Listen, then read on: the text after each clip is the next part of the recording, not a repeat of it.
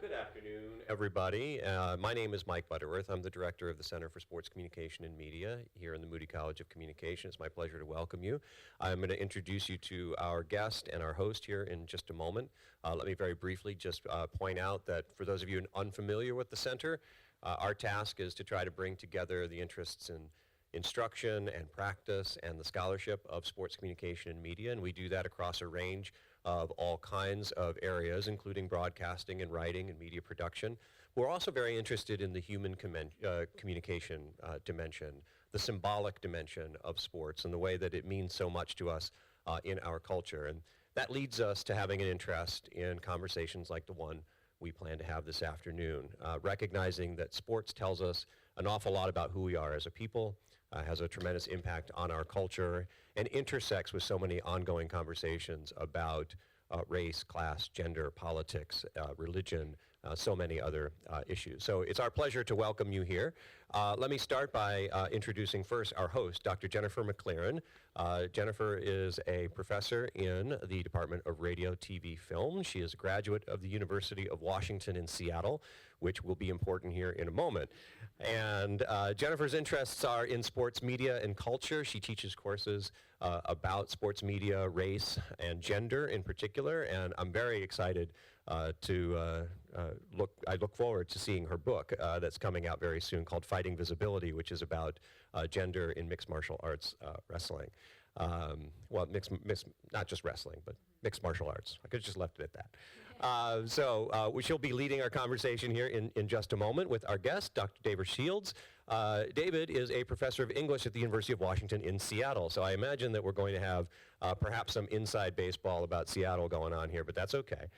David is the author of a number of books, including several that have been specifically focused on sports. Body Politic is a particularly noteworthy book, one that is also connected to the thematics of the documentary that brought him to Austin, is a book called Black Planet, which is now 25 years old, right? It came out in 99, but it's about a 94, 95 season, so in a way you could say it's 25 years old, yeah. Okay, so there's an interesting continuity and perhaps some differences that you may be able to explore with the production of the documentary Lynch, A History, which is about running back Marshawn Lynch. And if you have not had an opportunity to see it, I saw it screened last night at the Austin Public Library, and it is jarring in ways that are extremely provocative and really offers a lot of commentary about the intersection of race, culture, and sports in this country.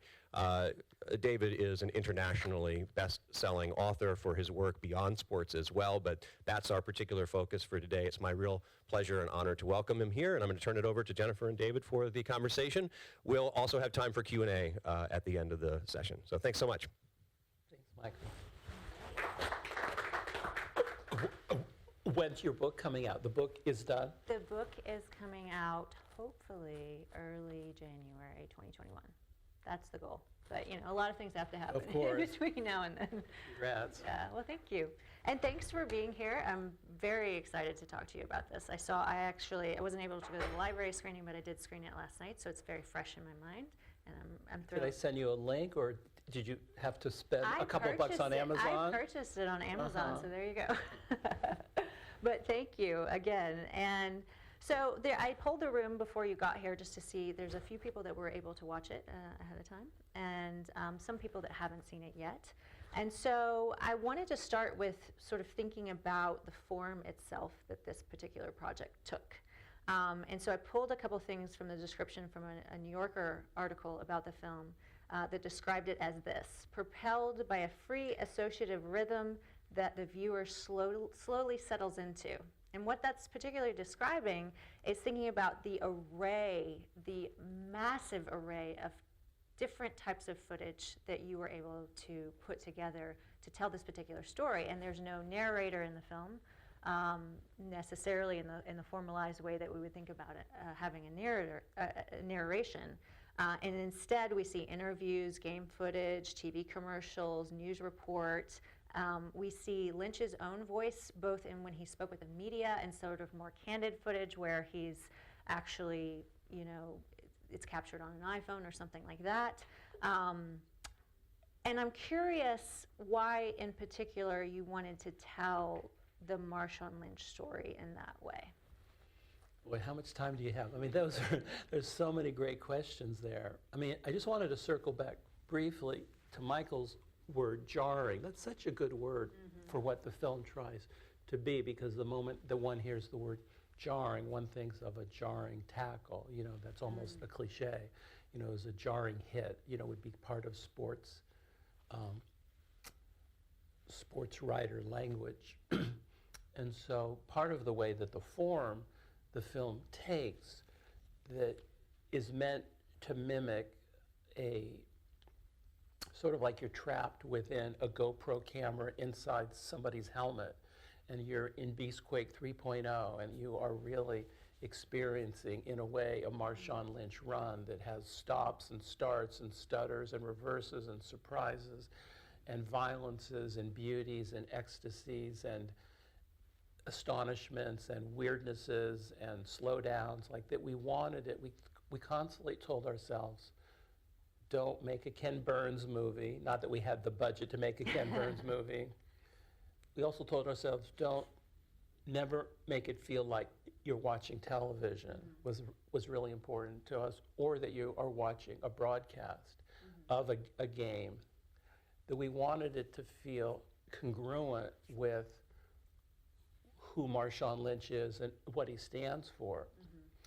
But one can easily circle back to say, why did the film take this form? That we approached Marshawn Lynch and his representatives 4 years ago, 4.5 years ago, perhaps coming up on 5, and we said, you know, that we'd like to make a movie about you. It will be a love song, I promise you. You know, the movie is an ode to not by any means only your athletic ability, but to the ways in which that you use silence as a form of cultural resistance and protest and defiance. And they said, thanks, but no thanks, you know, that we're not going to participate, but we won't block you either. So that we had a few options. One, drop the project. 2, do a journalistic workaround in which we talked to all of his former coaches and teammates and, you know, classmates and high school teachers, etc. Or do this thing which a lot of my previous books have prepared me for, which is do a remix, a repurposing, a scratch session, so that a lot of previous books of mine, a book called War is Beautiful, which takes a bunch of New York Times war photography and remixes it to make it a critique of the pornography of front page color pics of the New York Times of battle footage. And then a previous book of mine called Reality Hunger, a manifesto, takes 618 passages by other people and tries to argue for new forms of creative art for the 21st century. So that we had to go back. So basically the film has 770 clips over 84 minutes, averages 7 seconds per clip. And so that, you know, we have sort of philosophical reasons that we wanted the film to feel like this. But we also had legal reasons that I had my copyright lawyer on serious speed dial throughout the entire movie, in which basically the only way you can use this amount of footage from the web is if you're taking as brief a clip as possible, that you're always making a cultural commentary, and that commentary is legible to a so-called average viewer.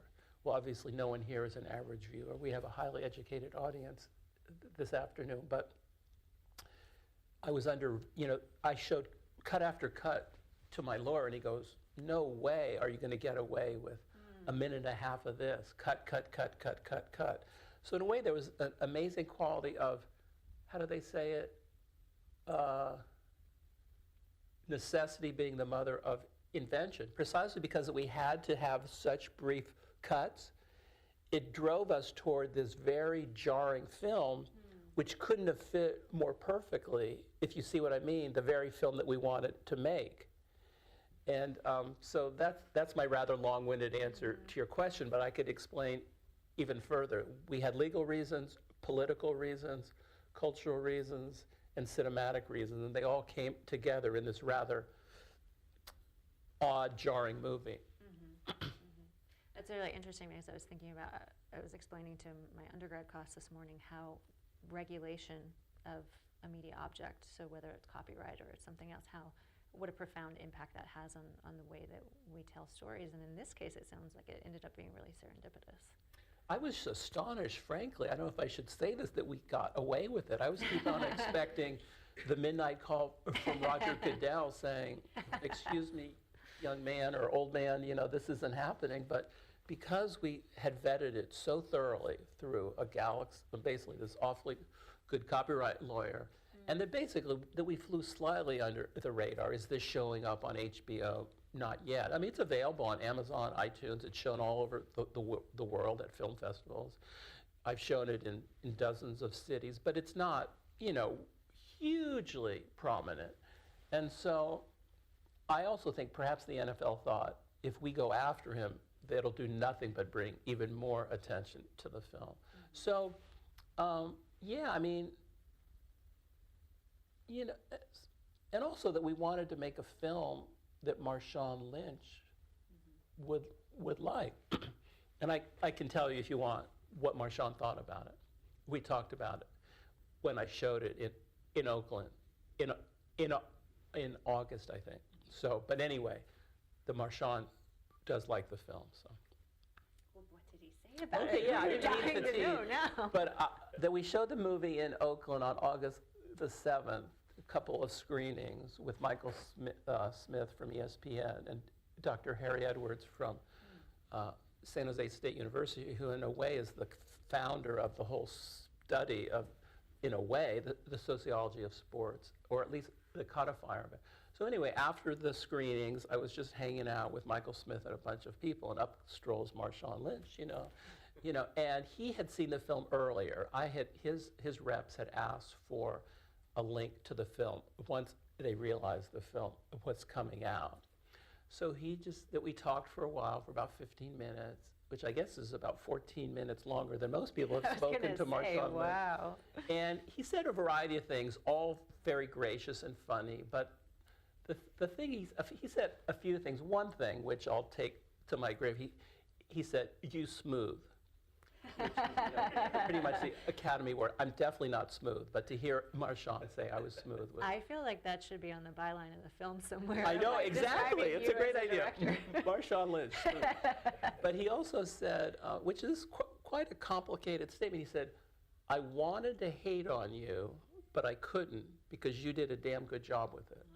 Which to me is really beautiful. I mean, I'm not just saying that as praise, because obviously I'm delighted he thought I did a damn good job with it, but I feel like that's a nicely balanced statement. The way I unpack it, who am I to interpret his words? But I wanted to hate on you, to me, sort of means, how dare you make a film without my direct participation? And yet that was a participation which I consciously withheld.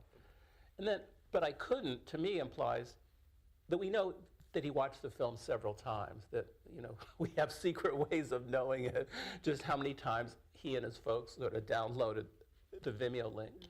And then, and then he really leaned into it, that he really, anyway, the movie, so much of the film is about Oakland and how much that silence was birthed in Oakland, how that silence got deepened in Buffalo. It went viral in Seattle. It got politicized through Kaepernick and Trump, and then got handed off as cultural legacy to the next generation of black athletes. I mean, I don't know, it'd be hard for him not to love the movie. The movie is this almost embarrassing panegyric to him. I really admire him as a sort of citizen activist. And there's a wonderful line of Albert Camus who says, the only way to deal with an unjust society is to be so absolutely free that your very existence is an act of rebellion. And to my great regret that we didn't include that in the film, it just seemed a little, I don't know what, that we came across it too late, but that's what the movie's about. Mm-hmm. His very existence is an act of rebellion. And he's, so anyway, then I'm trying to think of the other things he said. One thing else he said that was terribly interesting, there was about 8 black men, including Marshawn, talking to me in this semicircle. And he said, I'm going to come over and stand next to you so you don't feel we're going to gang up on you. Wow. Which to me was a very, I mean, I didn't feel that at all. That wasn't the vibe of the conversation. But to have the presence of mind, the wit, the charm, the generosity, the breaking the fourth wall performance of it, it just sort of broke whatever ice was there, and everyone laughed, and he and I sort of mock punching each other and stuff, and it was just, that's Marshawn. To me, to have the presence of mind to break the fourth wall in that way is so much of Marshawn's act, is to say, I'm just here so I don't get fined, is in a way the same thing, to break the fourth wall and say, I'm aware that there is a camera there, and that camera doesn't own me, I own the camera. It's that same gesture. Anyway, it was an awfully lovely 13.5 minutes, so yeah. Yeah. So would you say, so you mentioned audience, and you mentioned, you wanted to make a film that Marshawn would like and would appreciate and would feel proud of. And, so in a way, he's part of your audience. But I'm curious, who did you imagine beyond Marshawn, who did you imagine would be the audience of this type of film, of this type of story, of this athlete? I know what you mean. It's a good question. Who is because it's not exactly a sports movie, it's not exactly an art film, and it's not exactly a political film, although it definitely pulls from all three of those pots of clay. It's almost this impossible Venn diagram that, if you're a sports fan, you might sort of like the movie, but you might not. If you're an art film person, you might say sports, I'm not interested in sports. And if you're a hugely political person, you might say, okay, I agree with the politics of the film, but I don't, I'm not interested in sort of experimental documentaries. So who is the audience? I mean, I think,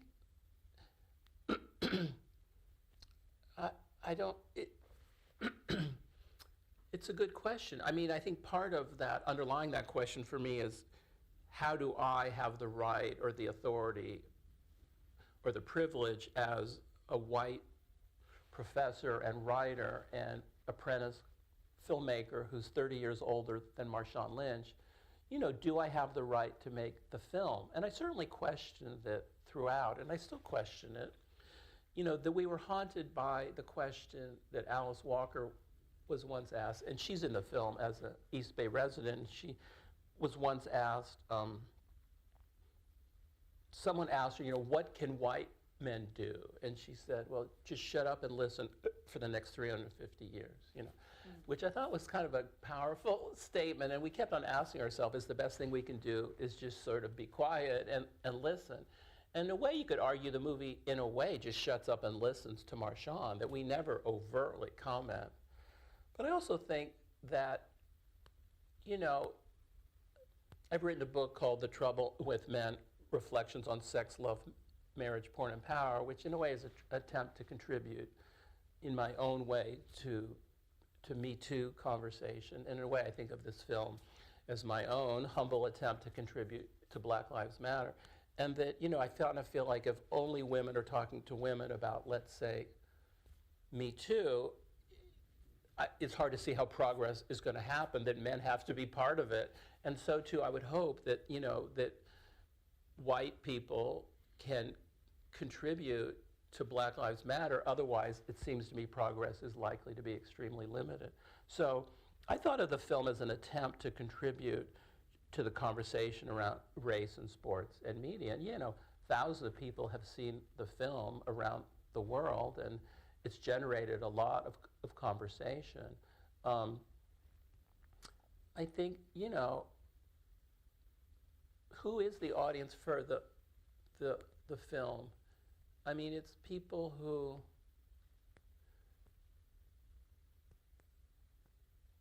maybe, I don't know. I mean, what do you think? Who do you think is the audience for the film, or what is important to have me think about in relationship to that? Well, I was thinking, having lived in Seattle for 6 years and having, watched Marshawn play the entire time. Were you there? I was there during that time period, the whole time he was there. And I was thinking, to me, the audience of the political message in particular was Seattleites, white Seattleites, who think they're woke and don't quite get that they're not. Because the way that sort of, he's, very much, even though he's from Oakland and has those ties there, Seattle very much claims him in a lot of ways. But, if you look at the audience of football in Seattle, it's predominantly white. The city is predominantly white, which gets into a lot of the points that you make in the film about the relationship between slavery, Jim Crow, and football. But yet, most of your woke Seattleites, the ones that like to claim that, are not going to understand that unless they're in a situation where there's this jarring message that's coming at them. I think that's powerful. I think that rings true to me. The way I thought of the film, which is closely related to that, is that I felt like the whole conversation around Marshawn Lynch's silence, started around 2011 or so, when he started giving these rather cryptic answers or non-answers, such as, I'm grateful, or whatever the thing he said. It was, and people thought he was shy or being sort of willfully truculent, or whatever the thing was. And I just knew, as I grew up in the Bay Area. I grew up in a very political, even radical family. As a child, I had a severe stutter, and I couldn't talk at all. And I've always have been aware of often the anger behind silence, the energy and passion and eloquence behind silence. So for a variety of reasons, I felt like I glommed onto Marshawn's silence from the very beginning as having huge meanings behind it. I just knew it, as perhaps every black person already knew it, in the sense that when we showed the movie in Los Angeles, an Oakland rapper named Ice Life came to the screening and said, no black kid in Oakland would see Marshawn's resistance to a mainly white media horde as anything other than a black citizen of Oakland resisting police interrogation. In a way, that's the whole movie, is that behind his seemingly whimsical silence is a huge political stance. And I just felt the whole, not so much Seattle, but to me the entire national conversation was, oh gee, here's this rather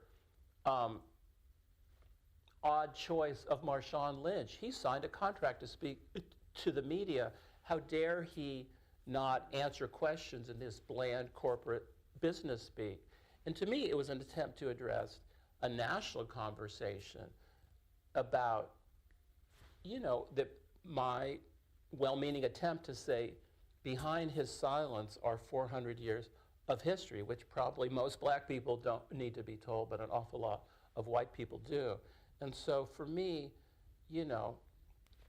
that's the core of the film's origin, of me just feeling in my bones that his silence was being badly underread and misrepresented, and to speak to a broad national audience about it, which I think in general the film has found that.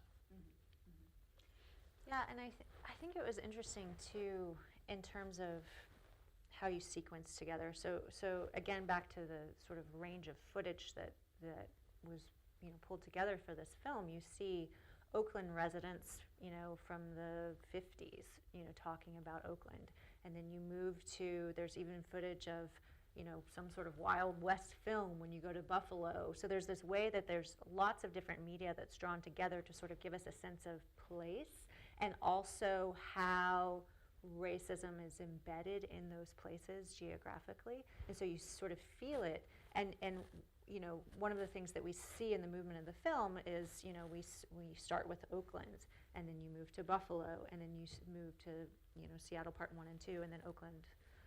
So why do you think, why did you want to sequence it in that way that has this sort of geographical connection to the story that you're telling? Right. Well, that partly is, that the film is wildly collagistic and sort of montage-like. As we said, sort of 770 clips over 84 minutes. The film is just coming at you in this sort of at first disorienting and jarring, and ultimately, I hope, quite compelling way, and that we wanted to make sure the viewer didn't get totally lost, and so we clung relatively tightly to the mini narrative that we had of a prodigal son returneth. A child is born in Oakland. He's raised in the 80s and 90s in an implicitly, culturally and politically and racially charged place. He attends Cal Berkeley for college for 3 years, goes to Buffalo, comes to Seattle, and comes back to Oakland. As a Seattle fan, I was, of course, crestfallen that they lost Super Bowl 49 on that insane choice of a play, but it could not have fit more perfectly our film, because it gives us a kind of chapter 4 gloom that leads to the uptick of Marshawn handing off, to me, silence as a rhetorical weapon to the next generation of primarily black athletes. So, in terms of Seattle, Buffalo, Oakland, Buffalo, Seattle, back to Oakland, it gives us a relatively large national map. The Buffalo is in Western New York, a very different space, and it kind of stands in the film for sort of the rest of America, because Buffalo is sort of, in a way, sort of any town America. It has its own things, but, it's a kind of blue-collar, kind of deracinated town, and that, I was surprised to learn how much of his media stance derived heavily from what he felt was his racialized mistreatment by the Buffalo media, which became the national media as well. A couple of relatively minor car accidents he was involved in. Well, one was a gun possession, and one was a car accident, and he felt he was being turned into a kind of racial caricature by the Buffalo and national media. And so much of his silence was, if I don't say anything, they can't twist my words. And then as he came to Seattle, he became a more prominent national figure. The team became a nationally prominent team, and that silence developed increasingly large volume. So to me, it gave us a national map. To me, he is a national figure. And so that we love that almost circular narrative. And I was struck, too, by the fact that you divided Seattle into part 1 and part 2. So could you talk a little bit more about what the thinking behind that was? I mean, part of it is sort of the 5 plot points of most movies. That I don't know how many of you guys are makers of documentary films or of feature films, or even if you're telling, in a way, a 5-paragraph story in freshman composition, the arc of everything going back to Greek tragedy, to Shakespearean tragedy, to 19th century drama, to contemporary film structure is that there's often a catalyzing event in Act 1. And for me, that's that he was born and raised in Oakland, and that he was, in a way, a deeply political person from the very beginning, but that we show heavily how much he was made by an Oakland culture in which a savvy resistance and rebellion, a symbolic defiance, is just part of the Oakland DNA, from the Hells Angels, the Black Panthers, Oakland Raiders, the first African American Studies Department at Merritt College in Oakland. So many people from Oakland are not only resistors, but they are resistors in a rather sly and subversive and paradigm-shifting way. I mean, he was just made by Oakland. So that's very much Act 1. Typically in Act 2 of most films, there's a reversal of that takes the energy of Act 1 and flips it. And that's exactly what Buffalo is and does. He, in a way, sort of experiences the rest of the country and is just, in a way, shocked and alarmed and mystified by the way he is being, in a way, profiled by the Buffalo media. And then act, the third plot, this is probably getting a little tedious to people, but the third movement is usually a reversal of the reversal, in which that we get a new push of energy, and that is the height of the Seahawks. They win the Super Bowl, and Marshawn is a bit of at the apex of his popularity. He's moving Skittles, on TV. He's a commercial pitchman. He's on Plumbing. What's that? Beacon Plumbing. I remember from when Do you? I was in Seattle, yeah. That wild ad we've got, and he's really become. He's still somewhat of a polarizing figure. A lot of the national media, ESPN, NFL networks still don't really get him, but he's become a national figure. And then to get to your question as to why we have Seattle Part 2, is typically Act 4 is sort of the big gloom where everything goes toward death. And that's why Super Bowl 49 just fits so perfectly. And that's why that we show that throw from Russell Wilson with the interception by Malcolm Butler. We show it about 20 times, almost like the knife scene from Psycho, where it's like that. So you really feel, as a Seahawks fan or a Seattle fan, like a thought, Michael.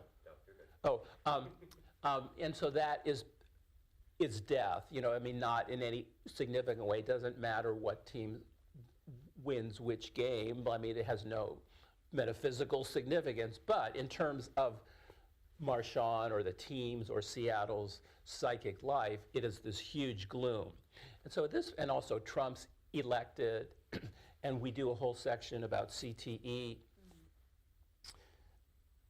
And so the whole thing feels death-shrouded. And to me, the audience at that point ought to be craving some life force. Where are we going to go up from here? And that is where the film finds a phoenix rises from the ashes. The one positive that we take of it is simply Marshawn Lynch's, the way in which the film argues and shows, I hope, in a galaxy of outtakes at the end, the ways in which a whole group of athletes have learned from Marshawn Lynch how to use non-answers as a weirdly effective way to change the conversation. So even as recently as, say, September, I think Venus Williams was appearing at a press conference after a US Open defeat, and she just stared into space and drank water and didn't answer the questions. In my view, that wouldn't have happened without Marshawn Lynch.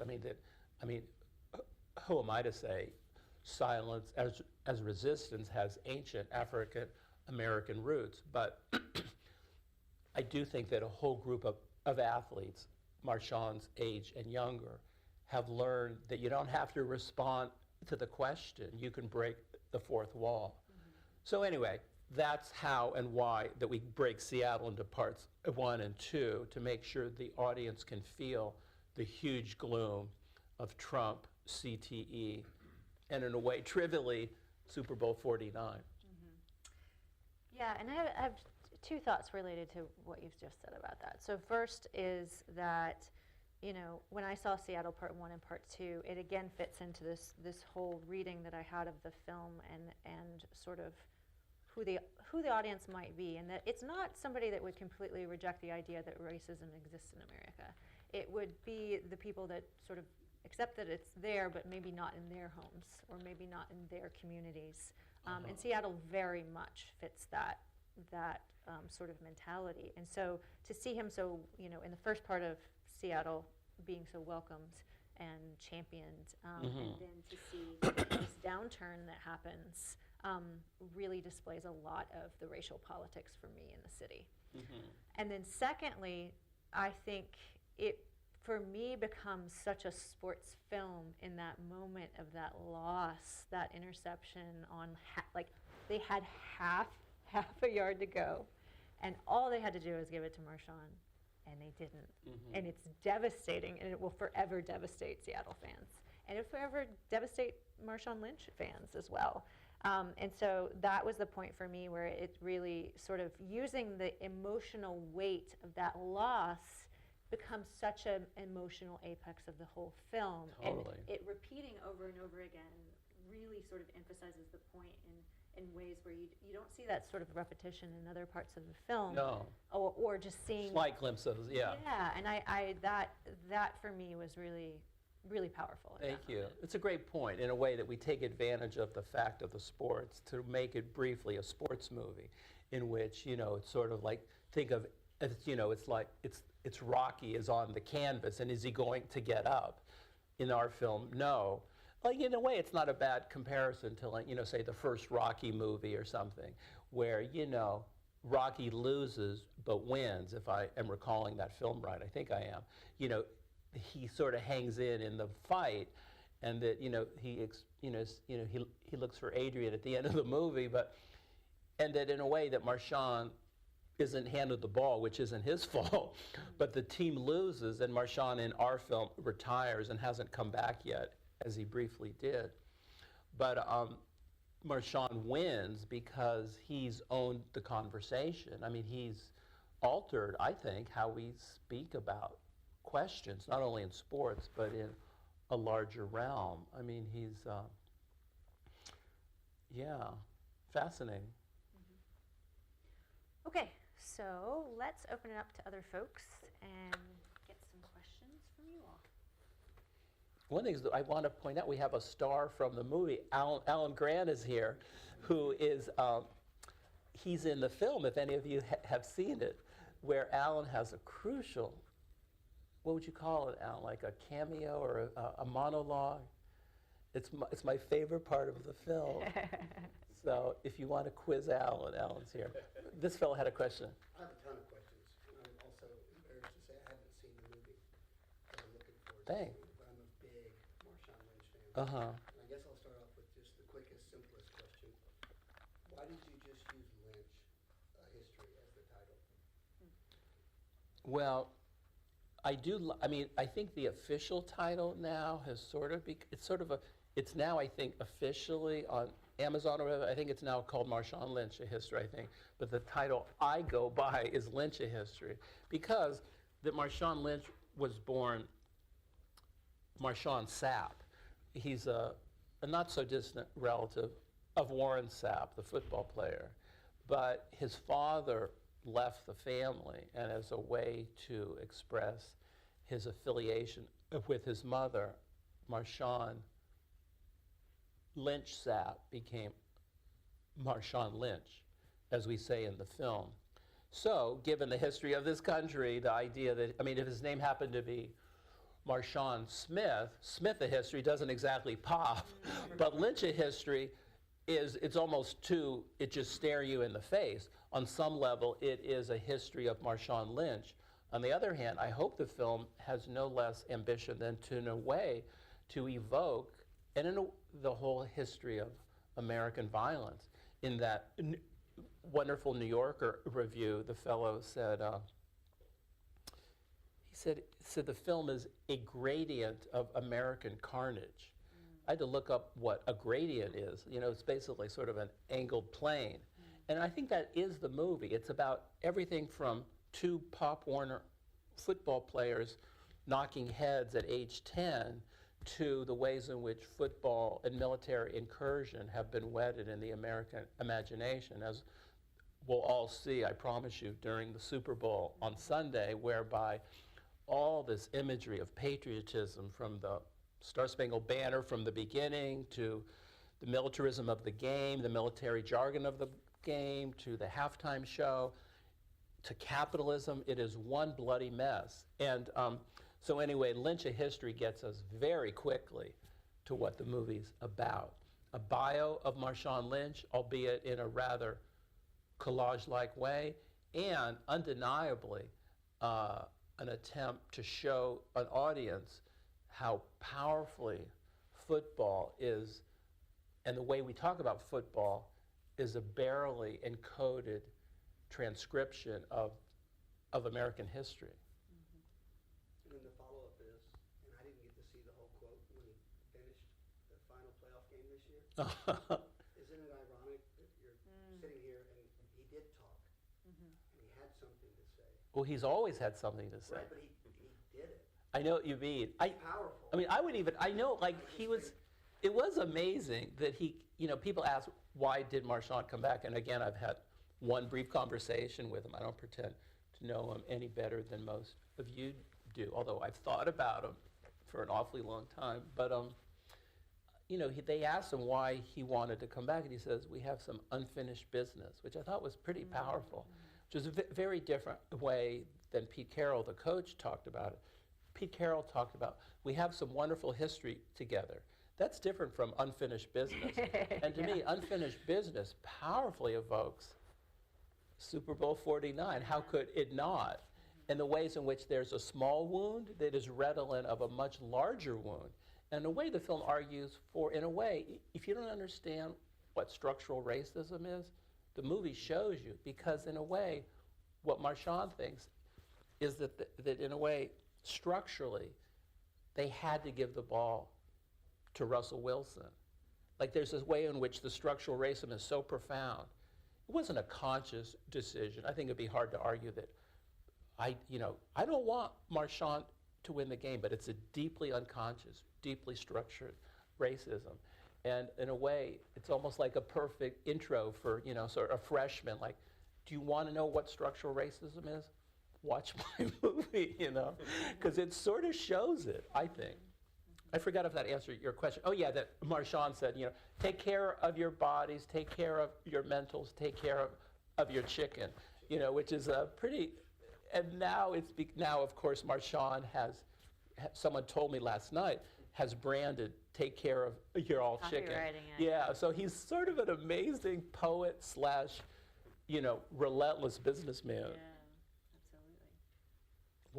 absolutely. What other thoughts, questions, comments? Do you self-identify as a sports fan?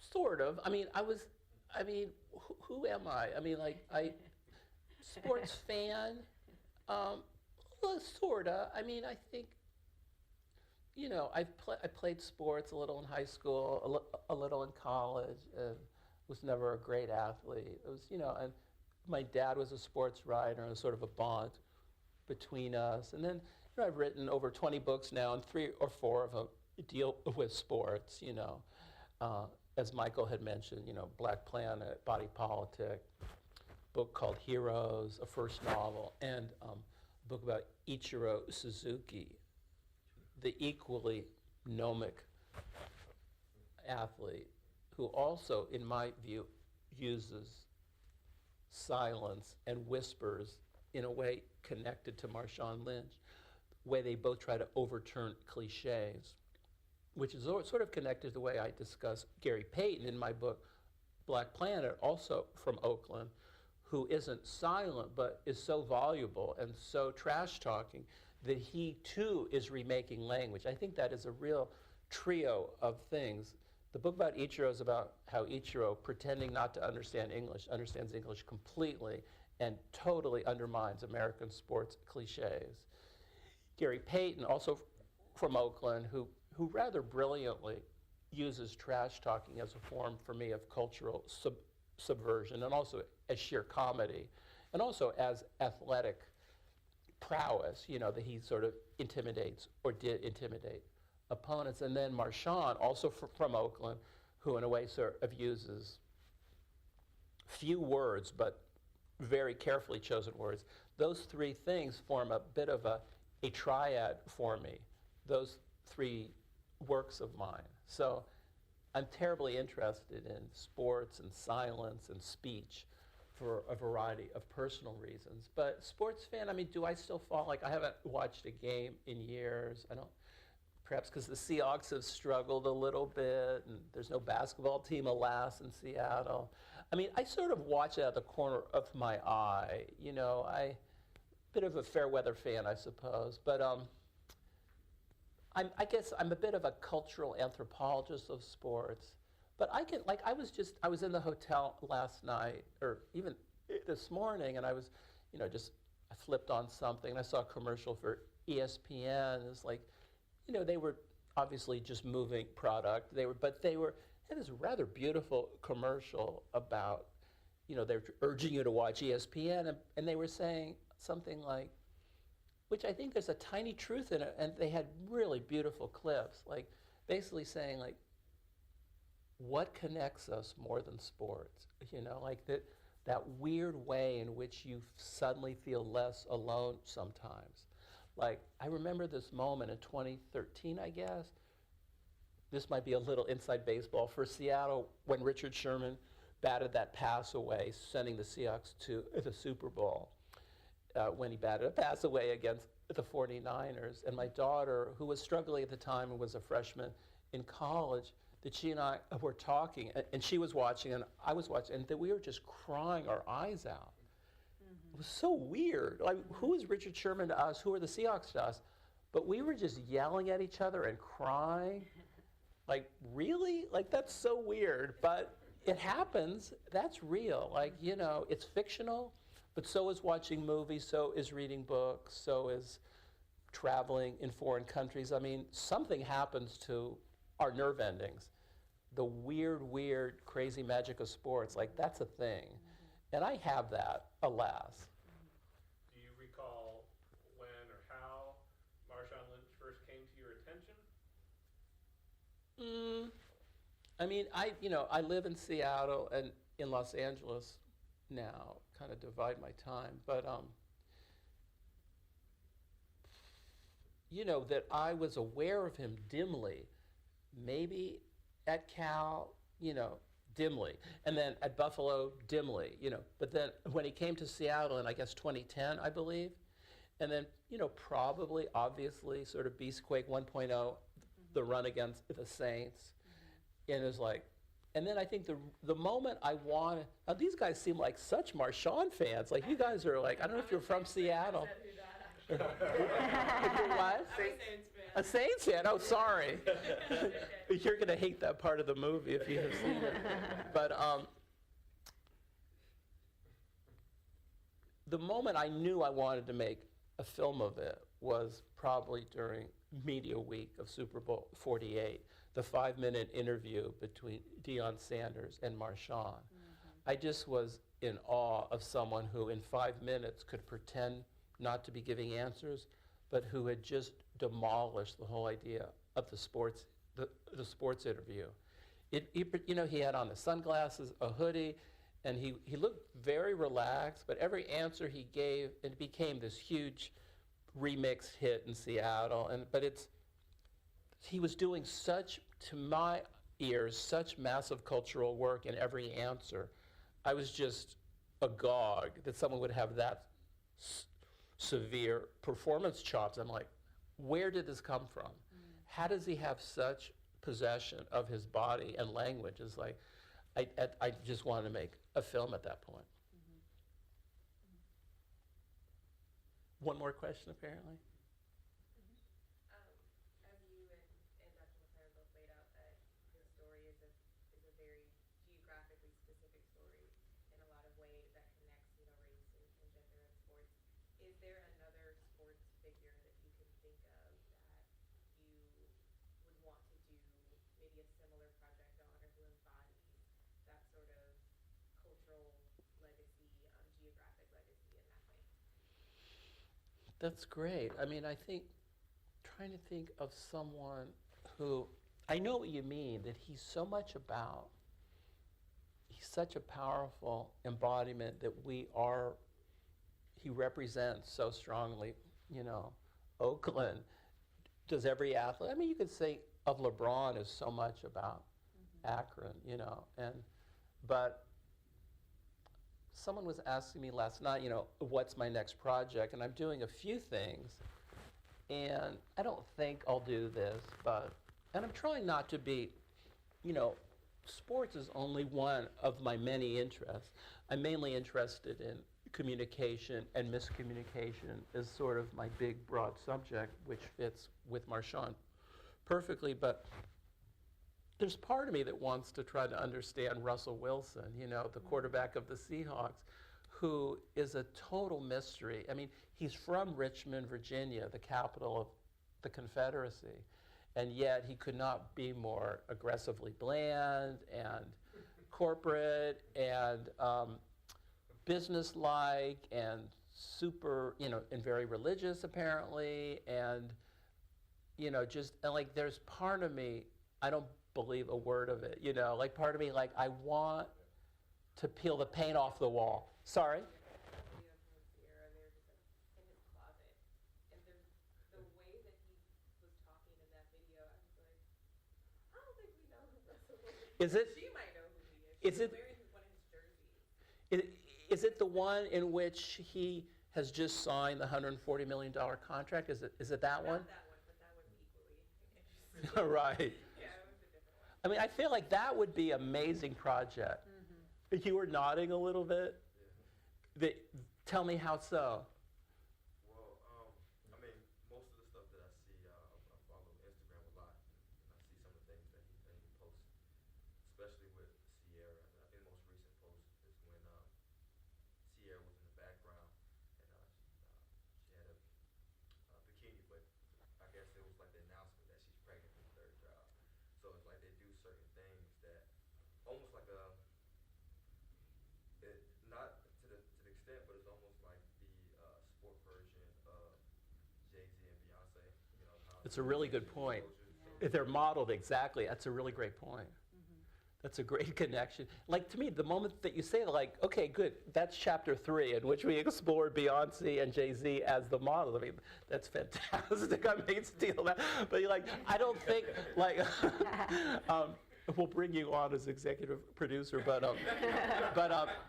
like, I don't know if I'll do the Russell Wilson bit, but I did do this podcast a couple of days ago with these guys who do a Seahawks podcast, guy who writes for The Athletic, Michael Sean Duger. Do you know him, Alan? He's a really smart guy, and he and I were talking about Russell Wilson. It's like, I don't know, it would be an amazing project. It would be the classic chasing the white whale or chasing the, African-American whale. It's like, I am going to find out what makes this guy tick because, and maybe, he's a different cat than Marshawn Lynch. He's not going to be, he's different. His father was a lawyer, Ivy League educated lawyer.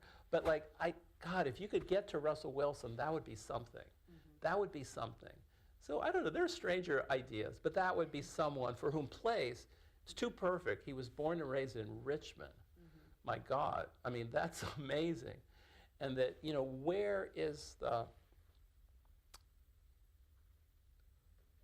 I mean, to me, just to end, I don't know if we need to wrap up, but there's, I think this story is right, Alan. Tyrone Willingham, I don't know if you told me this story, Alan, or not.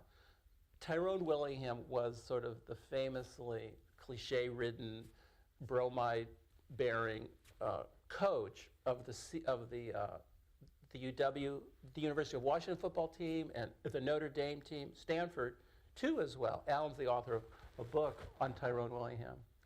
And I think it's Tyrone Willingham who, everyone says like, why, he's just, everything he says is rather Russell Wilson-like, in a way they seem sort of similar. And I think it's Tyrone Willingham who said this. Is this the story you've told me, Al? In which he was a young man or a young coach, and someone called him a racial epithet, and he went running up into the stands and nearly choked the person to death. And he said, I am never going to lose control like that again. And I'm looking for that moment with Russell Wilson. Like, did he ever lose it? And he says, I'm just going to shut it all down. That would be a great movie. Do I have that story right? You told me about that. I don't know. I heard. I mean, maybe I've made. Isn't that an amazing story? I mean, perhaps it's only amazing to a white person, but it's like, wow! I suddenly get and like and understand Tyrone Willingham. It's like I shouldn't have to have heard that story, but that's a powerful story, obviously. Well, I'm going to invite. Well, we'll get one last question, but we should wrap up. Just keep everybody on Just time. real quick, you talked about Marshawn. What impact do you think Lynch has had on the media? Wow, that's a wonderful inversion. To what degree has he educated the media a bit? To what degree has he introduced a richer consciousness into the media? Wow.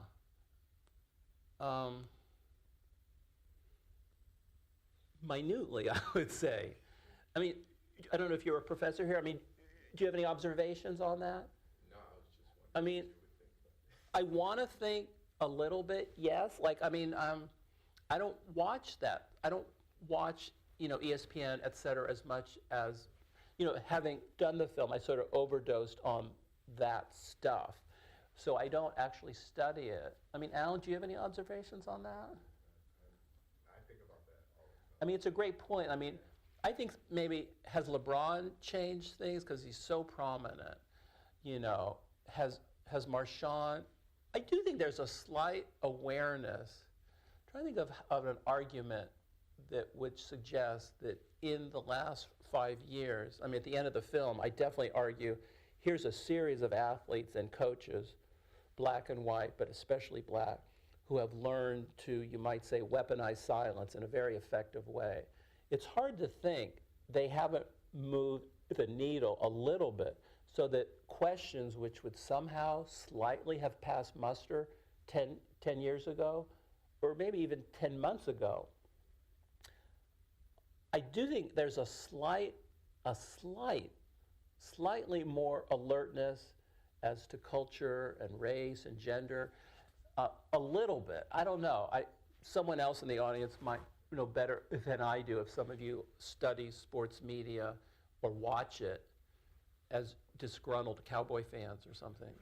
But I'd be curious to what people think. I would try to answer that as someone who's an addicted sports fan and worked in Turner Broadcasting for a number of years. But Uh-huh. I would say that I'm not a journalist, but what Marshawn Lynch would teach a lot of journalists is sometimes it's okay to not end it with an open-ended question, or God forbid some of these reporters who just do, tell me about the game. And it's not Right. a question. But Marshawn Lynch would be fascinated, I bet, if you just asked him a question where did your offensive line do good today? Yes. He might answer that. He also might not say Right. that, but don't give him what'd you think of the game today, Mark? You're not Uh-huh. you're not going to get anything. Right. I'm not a journalist, but Right. I see that as somebody better. There's going to be others who are going to say, I'm not going to ramble on about my thoughts on the game, but if you have Right. a specific question and you want Uh-huh. to answer it, I'll try it. Interesting. I mean, there's a line that I keep on trying to remember. I think it's from T.S. Eliot, something like, more and more human, oh, savage God. I feel like he's trying to show, I mean, the whole point of the movie is to show him 360 degrees. He's a very complex, three-dimensional human being. And it's sort of like, if anything he's taught the media, which maybe the media has slightly learned, is, don't turn me into a bromide-breathing machine. I am an unbelievably complex human being who has unique athletic skills. And if you want to talk about maybe something human, I'll talk about it on my time, in my terms, in my neighborhood, but I'm not going to be your kind of rhetorical puppet. I think that is the core of Marshawn's message, which maybe a little bit of it is leaking through. Slowly. But thanks for your guys' questions. Thanks for your questions. Really great to chat. I'm happy, I'm in no rush if people would like. I don't know if we have to vacate the room, but I'm happy to continue the conversation over coffee or what have you. We invite you to come on down. Thank you so much for coming. Thank you very much, Thank David. you. Thanks. Thank you.